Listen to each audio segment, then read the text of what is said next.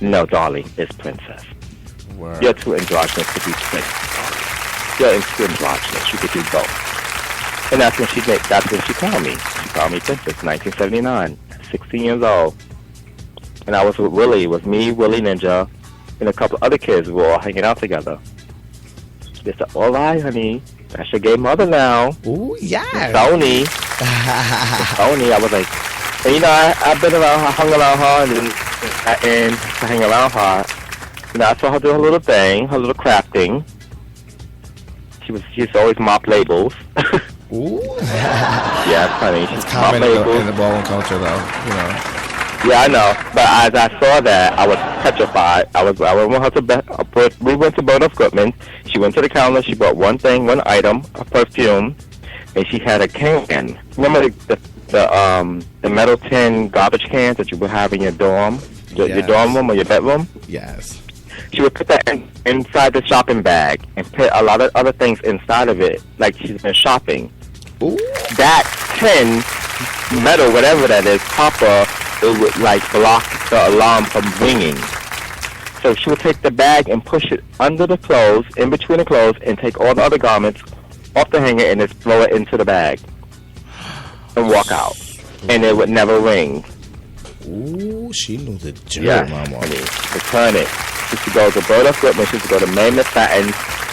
Oh my gosh, she'd go to Mammoth Satin. She'd go to all the labels and do that. Even the jewelry that was on the mannequin, she would snatch it. Work. And she used to tell me, go outside and call a cab. Ooh, nasty. Yeah, buddy. Girl. I went with her to do that like 2 or 3 times, and I was like, Wow. I can't do it. I was petrified. As She you- would do all the mopping. She said, don't worry, just go to the counter first and wait for them, you know, to bring the perfume. She would always, wherever she goes, she would always buy perfume, a big bottle of perfume. And she was always done. All right. So she looked like she fit in. You know, they wouldn't even look at her like, Okay, they you know, wouldn't you even just notice. think it was a model shopping. Yes, you wouldn't even think that she was mopping, honey. At that time, you know, the security didn't, you know, really know what was the tea. Right. Until the security learned the tea, they were like, oh, really? Ooh, and then Oh, they give you really? Chanel bracelets, mama. It was scandal. My heart used to be coming out of my mouth, pounding. I'll be like waiting for the cab. I was like, oh my God. Oh, And she would just walk right out like nonchalant. She never ran. She always walked right out and got right in the cab. And we went right to Tiffany's on Christopher Street. Okay, The restaurant, that is. legendary. And she would pull out all her items. And oh my God, Kiki, because excuse me, the memories of her pulling out all these dresses and gowns out this shopping bags. And each shopping bag was a garbage can at the bottom. Ooh. She goes, honey, and she got me a couple sweaters. She goes, here, this is for you. Wow. Yes, honey, and she used to mop her labels like that. And that's when I learned. I said, oh my God, no, I don't want to be around this. Okay. This is not for me. So whenever she used to call me, and she would never pressure me. She would always say, you want to come or not? I said, no or yes. It was yes or no. Okay. And I learned, I said, no, I don't want to go. She said, all right, honey. She would go on her own. Okay. Nope. Like I said, I only went with her 2 or 3 times, and that was it.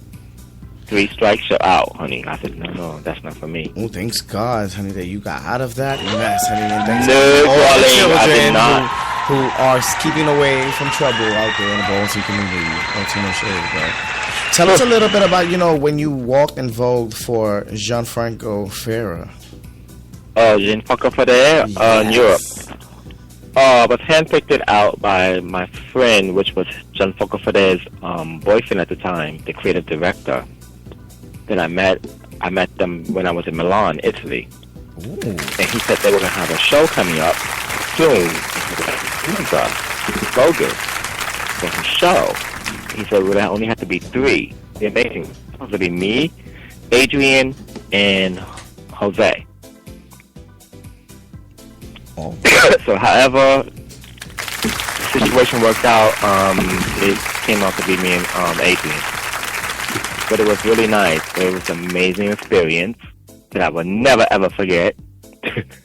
And for that, it felt like I was being we was being set up to go see the mafia. It looked like that. You know, because he's Italian, a big guy. He looked mean, tough. And we had to go into this huge room. Huge. It was inside of a palace where they had the big fitting at. Right.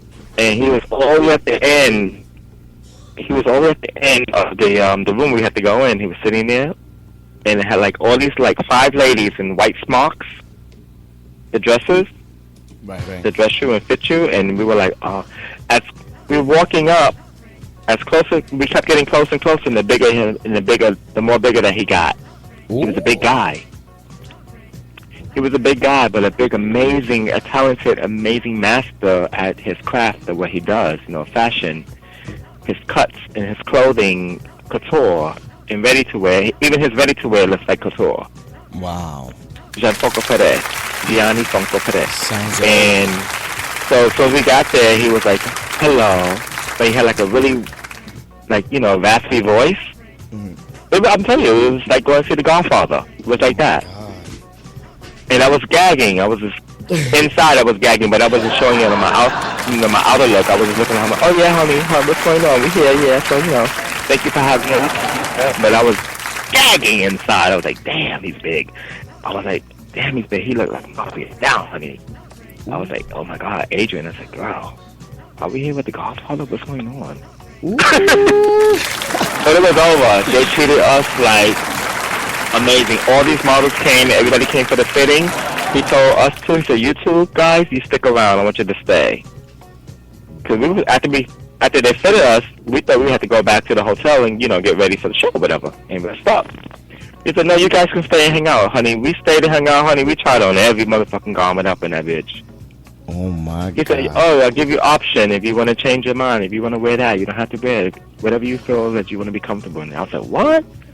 Wow. It was like, I'm telling you, it was like almost 200 models. Oh my God, I would have been in heaven. Huh? How was you able to soak all of that in? Because I would have been feeling like I was in heaven, Donnie, fashion heaven. Oh no, that's what you said. I felt like I was in heaven and paradise all at once. I was soaking it all in. I was numb. Wow. That it was really happening from a kid. I was always dreaming of go to Europe and be a model and go to Europe to do this, or this to go on stage and dance. That was always my dream. Kid comes from the ghetto, from the Bronx, South Bronx. Come on. I was always dreaming of that, and then it's actually happening. And when it actually hit me, I broke down and cried when we got back to the hotel room. But I was crying like, joyful tears. Right. Of what I just told you. I was crying all those emotions out, like, wow, I'm really here. And I kept telling Age, I said, pinch me, because I don't believe this is really happening. I said, wow, I don't believe this is really happening.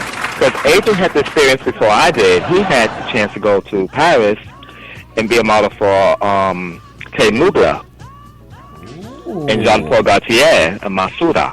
Oh, I love So Jean-Paul. he knew the experience already, but he wanted to see my reaction, how I was going to react, because he wanted to see the reaction that he had, because he comes from the Bronx too.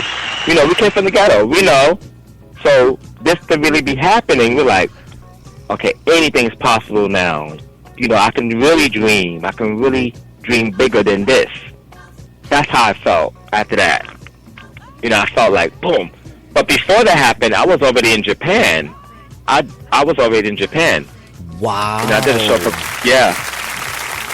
Komeishoso. You gotta It's go. designer for Komeishoso. So I went to Japan not once, but 3 times. After I went 1 time, they called me back 2 times to come back. And that was amazing too, but what really got me with that was kind of different from what got me in Europe. It was a different, how you say, numbness. The numbness of Japan, it was like something out of a dream too. Wow. A movie, like Godzilla. Yeah. But like in a joking way, because everybody looked alike. I said, damn, everybody looked like the fucking clones. Because everybody looked alike in the street. I said, oh my God, I feel like I'm in the Clones, the movie, The Clone. I said, everybody look alike. And everybody's walking so fast, but you know how we walk here in New York. We walk normal, like fast, naturally. Right. But they're walking fast, but you're walking normal, but you're still right beside them. That's the kiki. How fast their legs are moving. We're like, why I spoke to the first, honey. Very Chinatown, honey. Yeah, but we're like right next to him, like walking normal. Like, really? What's going on? But it was an amazing experience. We was in Japan, Osaka, and that was the first time in my entire life I got to see a volcano, like looking out the window to see a real volcano. I said, oh my God, all I need to see now is Godzilla to come out. Wow. I felt like that. I was like, this can't be true. And then and seeing all these little kids going to school in the morning, everybody looked alike, and then all these little houses, you know, Japanese house. It was amazing, amazing. Oh my God. Then we went to Osaka on the hills of Japan. That's like way out, like in the country area. It's another area in Japan called Osaka. Beautiful, beautiful, beautiful, Wow. beautiful. They treated us like gold, and it was a Sounds club called beautiful. Gold. It was made out of a cave, actually. Ooh. This club called Gold. Oh my God, It was that's- actually made out of a cave, That is so unique. and and it turned it into a club. It's lit. sick. In the gay area in Japan, it's a kiki. Really? It's everything. It's everything. I'm telling you. Ooh. It's everything, and it's so clean. The streets are amazingly clean. They're so into culture. They're so into like what's next, what's new. They have cars out. Like they have cars out that the United States won't even see until like 6 years or 10 years from now. They already have it. Oh my Lord. They're beyond futuristic than we are. They're way advanced. They're way ahead of us. Oh my Lord, honey. The Japanese are no joke. But one thing I love about working with the Japanese people, if they say they want you, it's because they see something in you, and they don't just pick anybody. They're very particular who they pick, and they're very particular on your smiles. That's so funny, because one of my dancers was with us. He was like, "Why he don't smile? He don't smile. He don't smile. He don't like us." Wow. And I was like, "No, that's just his look." So he looked angry all the time. They were like, "Oh, you don't smile. You don't like Japan?" And they can't pronounce B. They can't pronounce anything with a V. They pronounce everything with a B. Really? You know, so instead of saying Vogue, they say Vogue. Vogue. Yes. You gonna be bugging? Bugging. He bugging. You're bugging tonight? Hi, mushy mushy. Bugging. Yes, is that how you say Vogue? No, they say mushy mushy means hello. Okay. Okay, I was gagging for a minute. Are you bugging? You Turn gonna it. Vogue? Yeah. And we used to laugh when they say voguing because we were like, voguing? Huh? They said, oh, then I have my son over there. My son Fumihito, MAGNIFIQUE. He says, oh, we can't pronounce the V. I said, oh. I said, just like the Chinese. He said, no, never not Chinese. I said, because the Chinese, when they count, they go 1, 2, 3, 4, pi.